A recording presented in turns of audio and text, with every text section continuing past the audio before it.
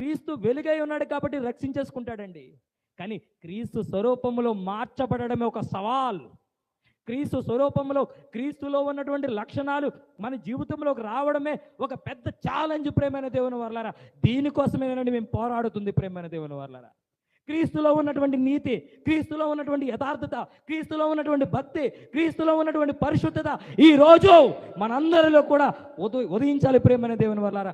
మన జీవితంలో ఫలించాలి. మన జీవితంలో ఫలించినాడే అది ఒక రోజు 2 రోజులతో పోయేది కాదు ప్రేమైన దేవుని వర్లారా.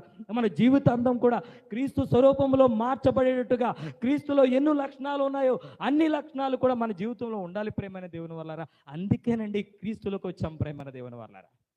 ఒకప్పుడు పాపపు జీవితంలో ఉన్న మనల్ని దేవుడు తన వెలుగు ద్వారా వెలుగు వాక్యం మనలో ఉదయించడం ద్వారా ప్రేమైన దేవుని వర్లారా పాపాన్ని రిమూవ్ చేసాం, పాపాన్ని డిలీట్ చేసాం,